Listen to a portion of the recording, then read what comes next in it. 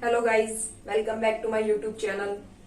आज हम लाइट के बारे में पढ़ेंगे, या लाइट का एक फिनोमिना होता है जिसे कहते हैं अपवर्तन या फिर रिफ्रैक्शन, उसी को पढ़ेंगे। आपने रिफ्लेक्शन पढ़ा होगा। आपने सुना है कि प्रकाश हमेशा सीधी रेखा में गमन करता है, यानी कि लाइट होती है वो हमेशा स्ट्रेट लाइन में ट्रेवल करती है। उसी पे बेस एक फिनोमिना है। तो देखिए कि रिफ्रैक्शन या अपवर्तन क्या होता है। The bending of light wave when it passes from one medium to another medium with different optical density। optical density क्या होता है? optical density कुछ नहीं, रेशियो होता है speed of the light into different medium. क्या होता है?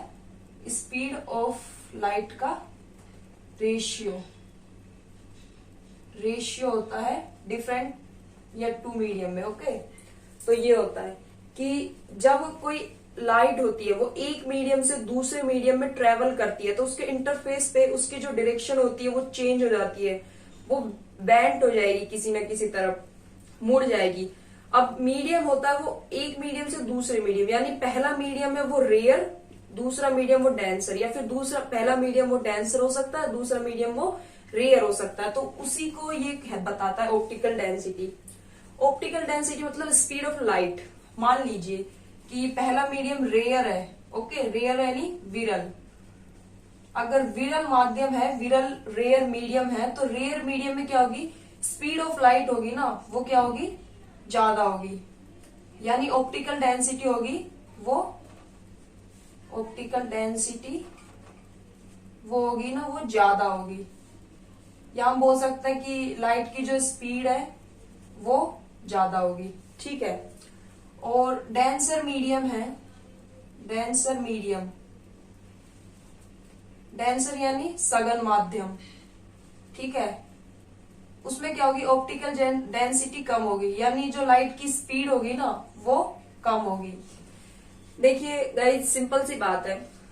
एक तो आप खाली सड़क पे चल रहे हैं, तो खाली सड़क यानी कि माध्यम आपका है जो एकदम रेयर है, वहां पे कोई नहीं है। तो खाली सड़क पे जब आप चलेंगे तो आपको चलने में ज्यादा दिक्कत नहीं होगी, तो आप आसानी से वहां पे भाग सकते हैं या फिर चल सकते हैं बिना किसी परेशानी के।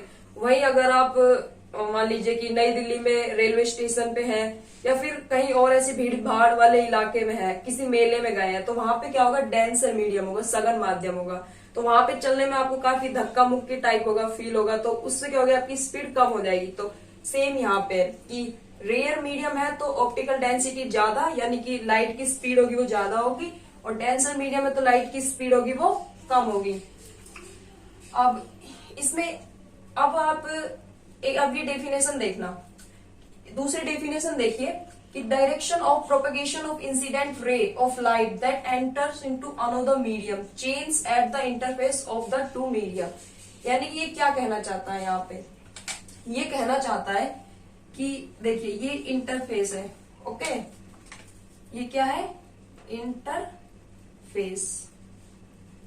ठीक है, और ये है हमारा नॉर्मल। आई होप आपको ये सब चीजें पता होगी। और ये हमारा है मीडियम 1 और ये है हमारा मीडियम 2। ओके, अब मान लेते हैं हम ये वाला जो मीडियम है वो रेयर मीडियम है। ओके, रेयर और ये डेंसर। अब ये मीडियम जो होता है इनको हम दर्शाते एक होता है अपवर्तनांक, रिफ्रैक्टिव इंडेक्स। वो मैं यहाँ पे बता देती हूँ आपको, रिफ्रैक्टिव इंडेक्स, या हिंदी में बोलते हैं इसको अपवर्तनांक। ठीक है, ये कुछ नहीं होता, ये जो होता है ना, ये एक रेशियो होता है μ1 अपॉन μ2, यानी कि माध्यम 1 में अपवर्तनांक और माध्यम 2 में अपवर्तनांक। तो ये क्या है? ये एक रेशियो है। मान लीजिए कि ये रेयर मीडियम है और ये डेंसर मीडियम है, तो ये है इंसिडेंट रे। ये क्या है? इंसिडेंट रे है, और एंगल ऑफ इंसिडेंट से यहाँ पे आई। तो अब रेयर से डेंसर मीडियम में जाएगी तो ये क्या करेगी? ये है वो नॉर्मल की तरफ झुक जाएगी। क्या करेगी? ये यहाँ पे नॉर्मल की तरफ झुक जाएगी। ओके, और यहाँ पे ये होगा एंगल ऑफ रिफ्रैक्शन। आर को क्या बोलते हैं यहाँ पे, एंगल ऑफ रिफ्लेक्शन।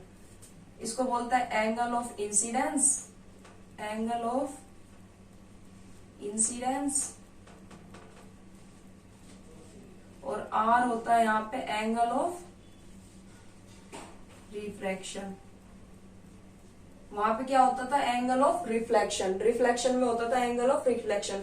अब गाइस देखिए ऐसा नहीं है कि इसमें है जो एक मीडियम से दूसरे मीडियम में कोई लाइट ट्रेवल कर रही है, इंसिडेंट रे आ रही है, तो ऐसा नहीं है कि सारा पार्ट होगा जो दूसरी रे होगी, जो रे होगी ना उसका पार्ट रिफ्रैक्ट होगा, लेकिन जो कुछ पार्ट होगा इंसिडेंट रे का वो तो यहाँ पे रिफ्लेक्ट होगा।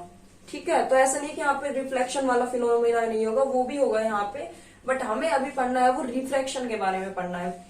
तो ये वाली बात होती है जब ये वाला मीडियम रेयर है और ये वाला मीडियम डेंसर है, यानी ये μ1 है और ये μ2 है, तो हम कह सकते हैं कि μ2 इज ग्रेटर देन μ1। यहाँ पे μ2 इज ग्रेटर देन μ1 है।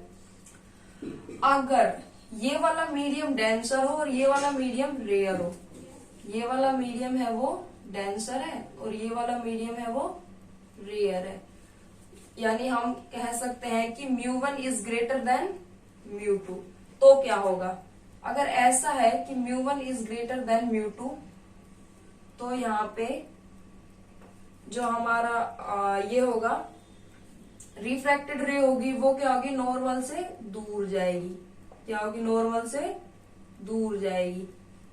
ठीक है, ऐसा होगा तो समझ आया कि जब रेयर से डेंसर में जाएगी तो जो रिफ्रैक्टेड रे होगी वो नॉर्मल की तरफ थोड़ा झुक जाएगी, वो नॉर्मल की तरफ बेंट होगी, और जब डेंसर से रेयर मीडियम में जाएगी तो जो रिफ्रैक्टेड रे होगी, जो अपवर्तित किरण होगी वो नॉर्मल से दूर हट जाएगी, जैसे कि यहाँ पे। ओके, तो वही है। अभी मैंने आपको बताया रिफ्रैक्टिव इंडेक्स, रिफ्रैक्टिव इंडेक्स क्या होता है, μ1/μ2। ठीक है, इसे अपवर्तनांक बोलते हैं, और ये लिमिटलेस होता है, ये बीमाहीन एक राशि होती है। ठीक है, और जो रिफ्रैक्टिव इंडेक्स होता है इसकी अगर हम डेफिनेशन देना चाहे तो रिफ्रैक्टिव इंडेक्स की डेफिनेशन होती है कि C/V। C क्या होता है, निर्वात में यानी वैक्यूम में लाइट की speed, speed of light in vacuum, और ये होता है किसी मीडियम में, V होता है किसी मीडियम में लाइट की स्पीड। अब देखिए ये जो μ1/μ2 है, ये यहाँ पे कैसे लिखा मैंने कि रिफ्रैक्टिव इंडेक्स μ1/μ2 होता है, तो रिफ्रैक्शन के दो रूल होते हैं, लॉ नंबर 1, लॉ नंबर 2। तो इसमें पहले में कहता है कि द इंसिडेंस रे यानी कि ये वाली रे, द रिफ्रैक्टेड रे यानी ये वाली रे। ठीक है, एंड द नॉर्मल तो ये है dash dash dash normal to the interface यानी ये वाला, at the point of incidence कौन सा हो गया, ये पॉइंट ओ लिख देते हैं, इसको क्या लिखेंगे, इसको पॉइंट ओ लिख देंगे। ठीक है, इसको ठीक है, all lie in the same plane, all line in the same plane, तो वो सब तो दिख ही रहा है, ऐसा तो रिफ्लेक्शन में भी था, तो सेम है। अब rule number 2 is very important, इसे बोलते हैं स्नेल्स लॉ। क्या बोलते हैं, आपसे 1 नंबर का एग्जाम में क्वेश्चन आ सकता है, स्नेल्स लॉ क्या है, या इस पे न्यूमेरिकल भी आ सकता है, अभी मैं आपको न्यूमेरिकल भी दिखाऊंगी आगे। तो ये कहता है कि the ratio of the sine of the incident angle I to the sine of the refracted angle R is a constant. तो ये जो कांस्टेंट होता है ना, इस कांस्टेंट को ही हम क्या कहते हैं, रिफ्रैक्टिव इंडेक्स, जो मैंने आपको यहाँ बताया था। तो ये रूल हो गया sine I upon sine R is equal to μ21। μ21 क्या है यहाँ पे, रिफ्रैक्टिव इंडेक्स। और यहाँ पे μ21 का क्या मतलब है, μ21 का यहाँ पे मतलब है μ21 का मतलब है यहाँ पे μ2 अपॉन μ1। ठीक है, यानी मीडियम 2 में रिफ्रैक्टिव इंडेक्स और मीडियम 1 में रिफ्रैक्टिव इंडेक्स। तो ये यहाँ पे ऑब्वियसली लिमिटलेस होगी, विमाहीन राशि होगी, क्योंकि देखिए जैसे स्पीड होती है, जैसे C/V है, तो C/V में क्या, C भी स्पीड है, V भी स्पीड है, तो दोनों कट जाएगा भाई। इसकी वीमा क्या होगी M, इसकी वीमा क्या होगी M, मीटर कट जाएगा, तो तो ये क्या हो गई, विमहीन हो गई। तो ऐसे μ21 क्या हो गया, विमहीन राशि हो गई। अभी हम आगे कुछ और देखते हैं फॉर्मूलाज वगैरह।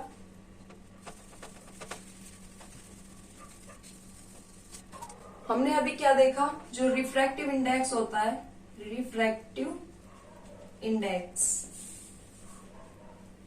इसको हम म्यू से या फिर एन से भी दिखा सकते हैं। लेकिन 21 अगर हमने लिखा है, इसका मतलब होता है μ2 अपॉन μ1, ठीक है। यानी कि जैसे, और हम एक और चीज देखते हैं कि रिफ्रैक्टिव इंडेक्स है, रिफ्रैक्टिव इंडेक्स RI, म्यू होता है, ये होता है C/V। अभी मैंने बताया था कि रिफ्रैक्टिव इंडेक्स की डेफिनेशन क्या होती है। अगर हम इसकी डेफिनेशन लिखना चाहे तो रेशियो, ये एक रेशियो होता है speed of the light in vacuum, और ये है speed of the light in medium, सब सेम होगा इन मीडियम। उन दोनों का रेशियो क्या होता है, रिफ्रैक्टिव इंडेक्स होता है। यानी कि देखिए, मान लीजिए अभी मानना क्या है, होता ही है, जो वोटर होता है ना, वोटर, उसका रिफ्रैक्टिव इंडेक्स होता है 1.33, ठीक है। तो यानी कि म्यू की वैल्यू है 1.33। तो ये यहाँ पे कहता है कि म्यू की वैल्यू यहाँ पे रखो 1.33 is equal to C upon V, यानी यहां से V निकालेंगे तो 1 अपॉन 1.33C। यानी वाटर में जो लाइट की स्पीड है ना, वो वैक्यूम में जो लाइट की स्पीड है उसकी 1 अपॉन 1.33 है, ठीक है। तो ये होता है। अब इससे हम क्या कह सकते हैं, देखिए जो रिफ्रैक्टिव इंडेक्स म्यू होता है वो समानुपाती होता है 1 अपॉन V के, ठीक है। यानी ये 1 अपॉन V के प्रोपोर्शनल है। इसका मतलब है कि रिफ्रैक्टिव इंडेक्स जितना ज्यादा होगा, स्पीड उतनी ही कम होगी, ठीक है। या फिर रिफ्रैक्टिव इंडेक्स जितना कम होगा, स्पीड उतनी ही ज्यादा होगी किसी मीडियम में लाइट की। इसकी हम जानते हैं कि V इज इक्वल टू क्या होता है, N लैम्बडा, या फिर यहाँ पे F लैम्बडा। F क्या है यहाँ पे, फ्रीक्वेंसी। गाइस एक बात नोट कीजिएगा, जब लाइट होती है ना, वो एक मीडियम से दूसरे मीडियम में ट्रेवल करती है, एक मीडियम से दूसरे मीडियम में ट्रेवल करती है, तो जो फ्रीक्वेंसी होती है ना, वो चेंज नहीं होती है, फ्रीक्वेंसी चेंज नहीं होती है। तो अगर हम यहाँ पे देखते हैं V बराबर F लैम्बडा, ठीक है।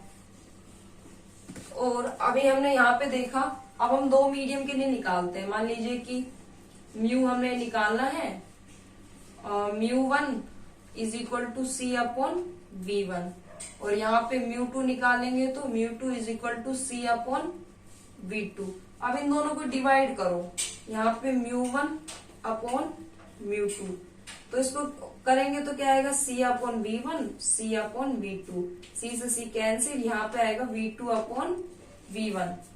इससे हमने क्या सीखा, इससे हमने सीखा कि μ1 upon μ2 is equal to V2 upon V1। हमें देखना है, हम जानते हैं कि V इज इक्वल टू क्या होता है, C अपॉन लैम्बडा। एक मीडियम से दूसरे मीडियम में गया तो हमने कहा कि फ्रीक्वेंसी चेंज नहीं होती है, लेकिन वेवलेंथ तो चेंज होगी ना, lambda is equal to wavelength तो चेंज होगी। हम ये फॉर्मूला जानते हैं, V is equal to C by lambda. तो V की वैल्यू यहाँ पे रखो, तो यहाँ पे रखेंगे तो देखिए μ1 अपॉन μ2, V2 की वैल्यू क्या होगी, V2 की वैल्यू होगी C अपॉन लैम्बडा 2, और V1 की वैल्यू होगी C अपॉन लैम्बडा 1। तो C से C कैंसिल, तो यहाँ पे होगा लैम्बडा 1 अपॉन लैम्बडा 2, ठीक है। तो फाइनल हमारा फॉर्मूला क्या निकल के आएगा, फाइनल हमारा फॉर्मूला निकल के आएगा जिससे हम सारे न्यूमेरिकल कर सकते हैं, वो है μ1 upon μ2 is equal to V2 upon V1 is equal to lambda 1 upon lambda 2। ये अपने दिमाग में अच्छे से बिठा लीजिए, ये फॉर्मूला अपने दिमाग में अच्छे से बिठा लीजिए। और मैंने आपको बता भी दिया कैसे आया, सब कैसे हुआ। अभी ये सब हमने देखा, लेकिन आपको सब समझ में आया होगा, कुछ ज्यादा चीजें बताई नहीं है। एक ये फॉर्मूला बताया है, रिफ्रैक्टिव इंडेक्स और ये सब। और ये हमेशा याद रखना कि ये विमाहीन होता है। एक नंबर का क्वेश्चन आपसे पूछ सकता है, रिफ्रैक्टिव इंडेक्स या तो विमाहीन होता है। अभी हम एक न्यूमेरिकल देख लेते हैं। तो एयर में है, एयर में, और ये है वो वाटर में वेवलेंथ। वाटर में इसकी वेवलेंथ है 45 डिग्री सॉरी एंगस्ट्रॉम। ओके, तो अब इससे पूछा है कि वाटर में स्पीड क्या होगी लाइट की। What is the speed of the speed of light in water. Okay, ये आपको बताना है। तो देखिए कितना इजी है, किसकी स्पीड निकालनी है, वाटर में स्पीड निकालनी है ना। तो हम क्या कर लेंगे, वी वाटर अपॉन में वी एयर। और हमें पता है कि ये जो स्पीड होती है ये इसके व्युत्क्रमानुपाती होती है, यानी v2 है तो लैम्बडा 1 है, तो यहाँ पे v वाटर है तो यहाँ पे क्या आएगा, एयर आएगा, लैम्बडा एयर, और यहाँ पे लैम्बडा वाटर। तो यहाँ पे v वाटर निकालना है तो लैम्बडा एयर की वैल्यू क्या है, और यहाँ पे इसकी वैल्यू क्या है, सॉरी लैम्बडा वाटर, हाँ 45 एंगस्ट्रॉम खत्म हो जाएगा। और v एयर, और एयर में तो हमें पता ही है, एयर यानी वैक्यूम। वैक्यूम में प्रकाश यानी लाइट की स्पीड क्या होती है, 3 × 10⁸ मीटर। तो इधर 3 × 10⁸ मीटर से गुना कर देंगे तो ये यहाँ पे आ जाएगा 2.25 × 10⁸ मीटर पर सेकेंड। मीटर पर सेकेंड क्या, स्पीड क्या होती है, मीटर पर सेकेंड होती है, ये भी यहाँ पे मीटर पर सेकेंड होता है, सॉरी। ठीक है, तो इस तरह का आपसे कोई भी न्यूमेरिकल पूछेगा तो आई थिंक आप बड़ी ही आसानी से कर सकते हैं। अभी हम कुछ देखिए, नेचुरल फिनोमिना होते हैं ना, वो रिफ्रैक्शन बेस होते हैं। आपने वो चीजें देखी होंगी, सुनी होंगी, सब किया होगा, लेकिन आपको ये नहीं पता होगा कि वो क्यों होता है। जैसे आपने देखा है और जो ट्विंकलिंग ऑफ स्टार, तारों का टिमटिमाना, क्या होता है, तारों का टिमटिमाना। तो ये क्यों होता है, ये आपने बड़े ही इजी बचपन से देखते हुए आए हैं, खुश होते हैं इसको देख के कि तारा चमक रहा है, तारा टिमटिमा रहा है। लेकिन ऐसा क्यों होता है, ऐसा इसलिए होता है कि देखिए, मान लीजिए ये हमारा अर्थ है, मान लीजिए ये हमारा अर्थ है, और हम अर्थ के कहाँ रहते हैं, अंदर रहते हैं, नहीं हम अर्थ के अंदर नहीं रहते। अंदर रहोगे तो मर जाओगे, इतना टेम्परेचर होता है अर्थ के अंदर। तो हम अर्थ के किस पे रहते हैं, सरफेस पे रहते हैं, यहाँ पे रहते हैं अर्थ के सरफेस पे। तो जैसे जैसे हम अर्थ से ऊपर जाते हैं ना वायुमंडल की ओर, तो जो हमारी डेंसिटी होती है ना, वो क्या होती है, कम होती जाती है। डेंसिटी क्या होगी, कम होगी, यानी नीचे डेंसिटी क्या होती है, ज्यादा होती है। ठीक है, अब डेंसिटी कम है, डेंसिटी कम है तो ये मीडियम क्या हो गया, रेयर, और ये वाला क्या हो गया, डेंसर। ठीक है, तो जैसे यहाँ पे मान लो ऊपर अंतरिक्ष में कोई तारा है, ये यहाँ पे है, तो इससे जो लाइट आएगी, ठीक है, ये मान, और यहाँ पे डिफरेंट डिफरेंट लेयर होती है, डिफरेंट डिफरेंट लेयर्स होती है यहाँ पे हम। ठीक है, तो मान लीजिए ये फर्स्ट लेयर में आया, यहाँ पे डेंसिटी कम है, तो डेंसिटी कम होगी तो इधर रेयर मीडियम से डेंसर मीडियम में जाएगा, तो क्या होगा, वो झुक जाएगा उसकी तरफ, नॉर्मल की तरफ, ऐसे ही ऐसे आता जाएगा। तो यहाँ पे भी होगा, यहाँ पे भी होगा, हर जगह ये फिनोमिना होगा।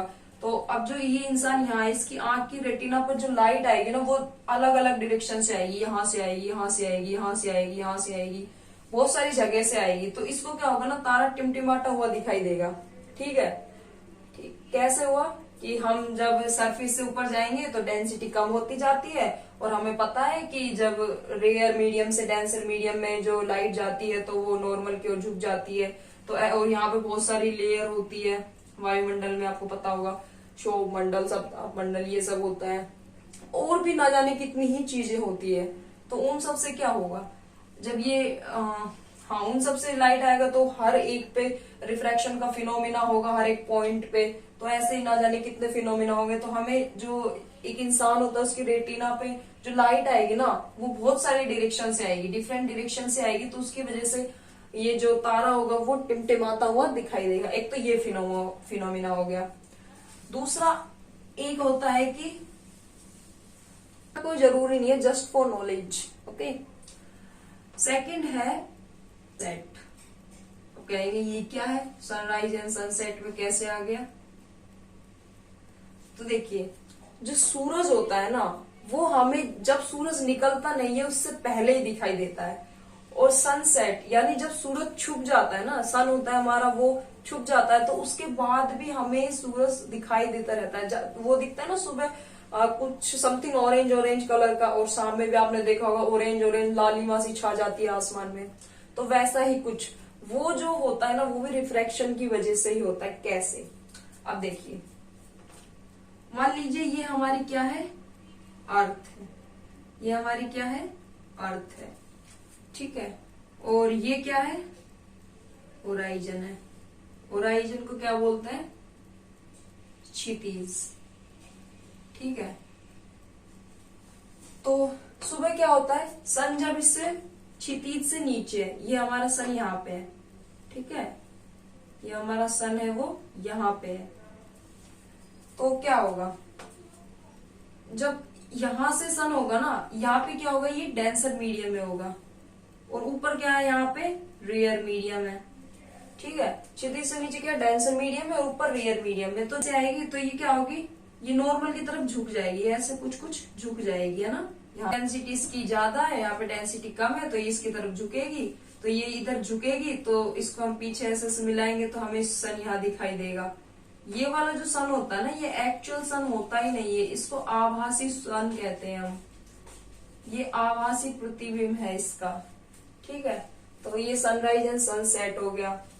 और भी काफी है, जैसे कि किसी बर्तन है, उस बर्तन में अगर पानी भरा हुआ रखा है तो उसका जो पैदा होगा ना, उसका बॉटम होगा, वो आपको उठा हुआ दिखाई देगा। या फिर ऐसा हो सकता है कि किसी डेंसर मीडियम, यानी आप एक बर्तन लीजिए और उस बर्तन में कोई पेंसिल डाल दीजिए, तो पेंसिल आपको कुछ तिरछी दिखाई देगी। या किया भी होगा पहले, और करके भी देख सकते हैं। और ऐसे ही आप एक एक्सपेरिमेंट भी करेंगे ना, कि जो रिफ्रैक्शन ऑफ ग्लास स्लैब,